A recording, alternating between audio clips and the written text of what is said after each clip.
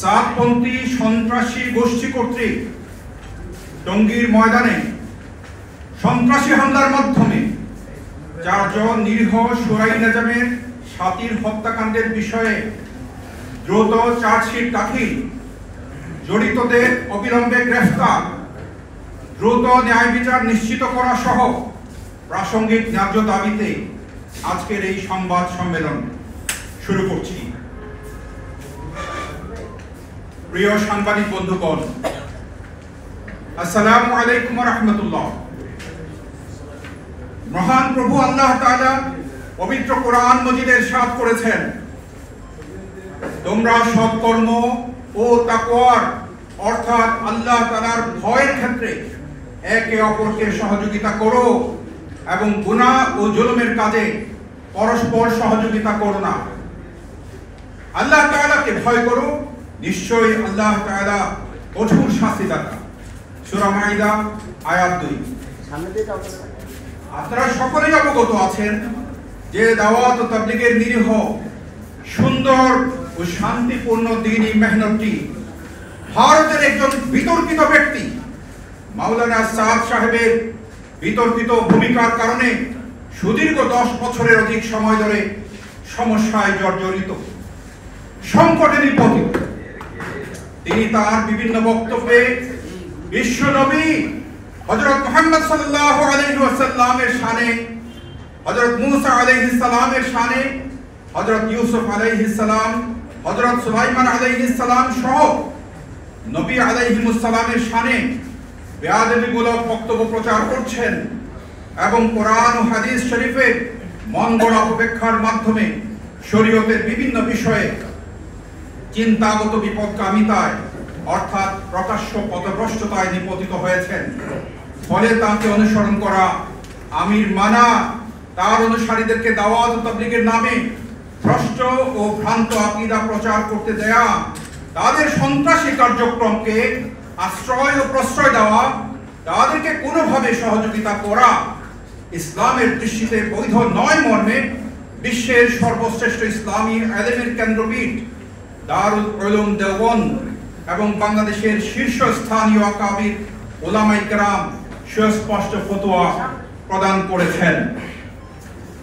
এই মর্মে আপনাদের সন্নিবন্ধ দৃষ্টি আকর্ষণ করছি সম্প্রতি মার্চ 2025 ইংরেজি সালে প্রকাশিত মাওলানা সাদ সাহেব ও তার অনুসারীদের বিষয়ে আকাবির উলামায়ে বাংলাদেশের ফতোয়া আহলে হক প্রকাশনী বাংলাদেশ কর্তৃক এই কিতাবটি সম্প্রতি প্রকাশিত হয়েছে। ওই কিতাবে সুস্পষ্টভাবে এই ফতোয়া আছে। আপনারা মেহেরবানি করে এই কিতাবটি সংগ্রহ করবেন এবং এই কিতাবের মধ্যে মাওলানা সাদ সাহেবের ভ্রষ্টতা এবং তার ভ্রান্তিগুলো সুস্পষ্টভাবে বিবৃত আছে। উল্লেখ্য, ফতোয়া ইসলামের দৃষ্টিতে অবশ্য পালনীয় সিদ্ধান্ত, যার বিরোধিতা করা, অমান্য করা, তুচ্ছ তাচ্ছিল্য করা ইসলামের দৃষ্টিতে জঘন্য অপরাধ।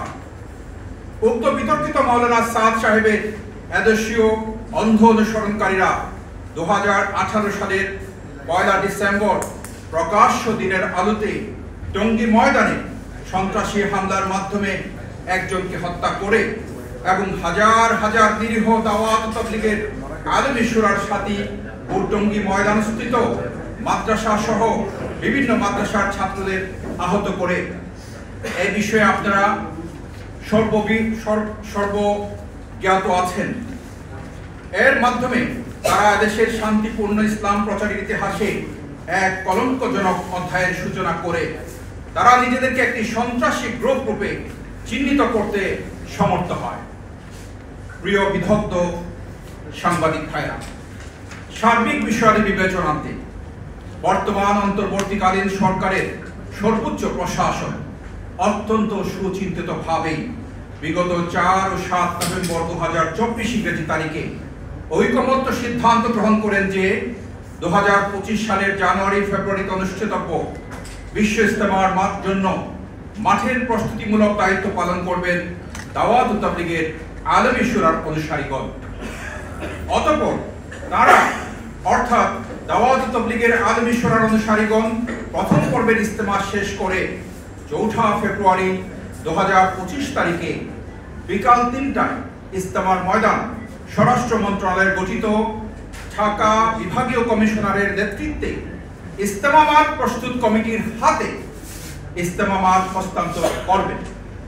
সাতপন্থীরা ওই দিন বিকেলেই ৪ ঘটিকায় উক্ত ঢাকা বিভাগীয় কমিশনারের নেতৃত্বে ইজতেমা মাঠ প্রস্তুতি কমিটির নিকট হতে ইজতেমার ময়দানের দখল বুঝে নেবেন এবং তাদের ইজতেমা শেষে ১১ ফেব্রুয়ারি ২০২৫ তারিখ দুপুরে একই কমিটির নিকট মাঠের দখল বুঝিয়ে দিবেন।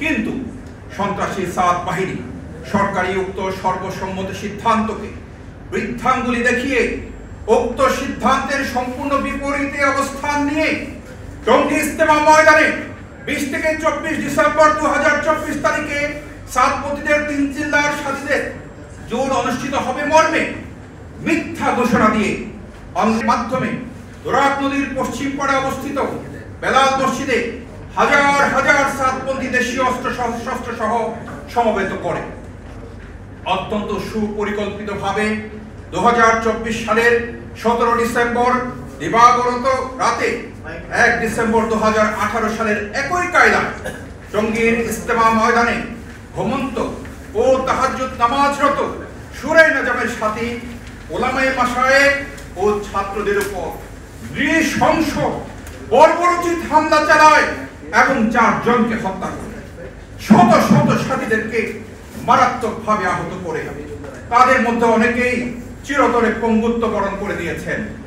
প্রিয় সাংবাদিক ভাইরা, অত্যন্ত দুঃখ ও পরিতাপের সাথে জানাচ্ছি যে উক্ত বর্বর পাশবিক হত্যাকাণ্ড ঘটানোর সুদীর্ঘ ৯ মাস গত হলেও আজ অবধি এত বড় একটি প্রকাশ্য হত্যা মামলার চার্জশিট দাখিল হয়নি। এজাহার মুক্ত ২৯ জন খুনের আসামিরা প্রকাশ্য দিবালোকে বুক উঁচিয়ে ঘোরাফেরা করছে এবং ফেসবুক সহ বিভিন্ন মাল্টিমিডিয়াতে প্রকাশ্যে তাদের বিরুদ্ধে চার্জশিট হবে না মর্মে ঘোষণা দিচ্ছে। ফলে হত্যা মামলার বাদী, শহীদ পরিবার এবং আহতদের মনে এই সন্দেহ দানা বাঁধছে যে এত বড় একটি খুনের মামলায় আদৌ কি চার্জশিট দাখিল করা হবে না? ন্যায় বিচার আলোর মুখ দেখবে না, নাকি বিচারের বাণী নিভৃতে কাঁদবে? এ বিষয়ে বর্তমান নিরপেক্ষ নির্দলীয় সরকারের নিষ্ক্রিয়তা, সরকারের বিভিন্ন উচ্চ পর্যায়ের কর্তৃপক্ষ খুনিদের দ্বারা প্রভাবিত হওয়ার প্রকাশ্য আলামত ইত্যাদির কারণে সমগ্র বাংলাদেশের নিরীহ জনগণ, ওলামায়ে মাশায়েখ ও সচেতন আইনজীবীগণ ক্ষোভে ফুঁসে উঠছেন। যে কোনো সময় তা বিস্ফোরিত হতে পারে। উল্লেখ্য, দেশের বরেণ্য ওলামায়ে মাশায়েখগণের পক্ষ হতে ইতিপূর্বেও সংবাদ সম্মেলনের মাধ্যমেও বর্তমান সরকারের নিকট যৌক্তিক দাবিসমূহ জোরালো রূপে পেশ করা হয়েছিল, কিন্তু তথাপিও অদৃশ্য হাতের ইশারায় ১ ডিসেম্বর ২০১৮ ও ১৮ ডিসেম্বর ২০২৪ খুনি সন্ত্রাসী সাতপন্থীরা প্রকাশ্যে ঘোরাফেরা করছে। এমনকি আগামী বছর অর্থাৎ ২০২৬ সালের বিশ্ব ইজতেমা টঙ্গীর ময়দানে করার অনেক দাবি পেশ করছে। প্রিয় বিদগ্ধ সাংবাদিক ভাইরা, এমত অবস্থায় আপনাদের মাধ্যমে আমরা টঙ্গীর ময়দানে একতরফা হামলা করে ৪ জনকে হত্যা ও শতাধিক মানুষকে মারাত্মক আহত ও রক্তাক্ত করা সন্ত্রাসী খুনি সাতপন্থীদেরকে অবিলম্বে গ্রেফতার ও সুষ্ঠু তদন্ত সমাপ্ত করে দ্রুত বিচারে জোর দাবি জানাচ্ছি এবং খুবচার সহ সকল কর্মকাণ্ড বাংলাদেশে চিরতরে নিষিদ্ধ ঘোষণা করার জোরালো দাবি জানাচ্ছি। আমাদের সুনির্দিষ্ট দাবিসমূহ: ১. টঙ্গী হত্যাকাণ্ডে দায়ের করা মামলার নিরপেক্ষ তদন্তকারীর মাধ্যমে দ্রুততম সময়ে সঠিক তদন্তক্রমে দ্রুত চার্জশিট প্রদান ও দ্রুততার সাথে ন্যায় বিচার নিশ্চিত করতে হবে। ২. তদন্ত কার্যক্রম ব্যাহত করত চার্জশিট প্রদান বিলম্ব করার হীন উদ্দেশ্যে গভীর ষড়যন্ত্রে নিয়োজিত গাজীপুর মেট্রোপলিটন পুলিশে কর্মরত সাতপন্থী ২ জন সুনির্দিষ্ট পুলিশ কর্মকর্তাকে অনতিবিলম্বে প্রত্যাহার ও বদলি করতে হবে। ৩. কুখ্যাত খুনি গডফাদার ওয়াসিফুল ইসলাম, আব্দুল্লাহ মনসুর, ওসামা, মুয়াজ বিন নূর, এরতেজা, মিরপুরের মিজান আতাউর, সায়েব, স্বর্ণমিজান, হাসানুল হায়দার, ওয়াসিউদ্দিন, রেজাউল করিম, ডক্টর আব্দুল সালাম, লিয়াকত সিদ্দিকী সহ সকল এজাহারভুক্ত ও এজাহার বহির্ভূত আসামিদেরকে দ্রুত গ্রেফতার করতে হবে, যার গেজেটের মাধ্যমে কাকরাইল মসজিদের ন্যায় বাংলাদেশের সকল মসজিদে দাওয়াত ও তাবলীগের নামে সন্ত্রাসী সাতপতিদের সকল কার্যক্রম চিরতরে নিষিদ্ধ ঘোষণা করতে হবে। 5, টঙ্গীর ইস্তেমার মাঠে পরপর দুইবার সন্ত্রাসী হামলাকারী 2018 ও 2024-এ সাতপতিদের কোন ইস্তেমা, জোর বা কোনো কার্যক্রম টঙ্গীর ময়দানে না করার বিষয়ে সরকারের পূর্ব ঘোষিত সিদ্ধান্ত বহাল রাখতে হবে। উনি সাতপতিদের দ্বারা অন্যায়ভাবে প্রভাবিত হয়ে বিপরীতে কোনো সিদ্ধান্ত চাপিয়ে দেওয়ার চেষ্টা কোনোভাবেই মেনে নেওয়া হবে না, বরং সম্মিলিতভাবে রুখে দেওয়া হবে ইনশাআল্লাহ। অদ্য সাংবাদিক সম্মেলনে অংশগ্রহণের জন্য আপনাদের সকলকে আন্তরিকভাবে ধন্যবাদ জানিয়ে আজকের এই সম্মেলনের সমাপ্তি ঘোষণা করছি। এখানে বলেছি তারা যদি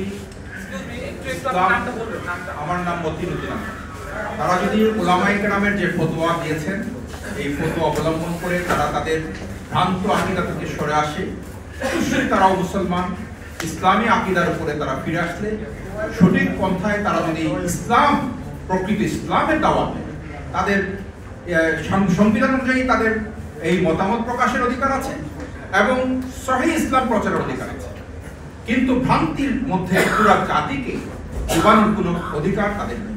মানুষের মধ্যে বিভ্রান্তি সৃষ্টি করা এবং সন্ত্রাসী কার্যক্রম এটা শরীয়তেও নিষিদ্ধ, অন্যের উপরে হাত তোলা এটা শরীয়তে নিষিদ্ধ এবং ইসলামের কাছেও নিষিদ্ধ, আমাদের বাংলাদেশের আইনেও নিষিদ্ধ। এই নিষিদ্ধ কার্যক্রম যারা করছে, যেমন আওয়ামী লীগ এই নিষিদ্ধ কার্যক্রম করার কারণে তাদেরকে নিষিদ্ধ করা হয়েছে, একইভাবে এই সন্ত্রাসী গোষ্ঠী যেহেতু নিষিদ্ধ কার্যক্রম করছে আইন এবং ইসলামী শরীয়ত অনুযায়ী, অতএব তাদেরকে নিষিদ্ধ করার জোর দাবি জানাচ্ছি। আচ্ছা, হঠাৎ করে মানে এই যে আপনি যে ঘটনাগুলো আজকে বর্ণনা করলেন এগুলো তো সবাই জানে, এই ঘটনাগুলো আজকে সংবাদ সম্মেলন করার কারণ কি আপনাদের? আজকে দীর্ঘ 9 মাস হয়ে গেছে, আমরা এখানে বিবরণ দিয়েছি, দীর্ঘ 9 মাস হয়ে যাচ্ছে এত বড় একটা সন্ত্রাসী কার্যক্রম বিভিন্ন মেট্রোপলিটন কমিশন, পুলিশ কমিশনের কয়েকজন কর্মকর্তা দেখা যাচ্ছে যে এটাকে ম্যানিপুলেট করার চেষ্টা করছে, চার্জশিট দাখিলে বিলম্বিত করার চেষ্টা করছে। ফলে আমরা এই সংবাদ সম্মেলনের মাধ্যমে আপনাদের মাধ্যমে সরকারকে এবং জাতিকে জানিয়ে দিতে চাই যে সঠিকভাবে দ্রুত গতিতে যে কার্যক্রম করা উচিত ছিল সেটা যেন অবশ্যই তারা করতে পিছপা না হয়।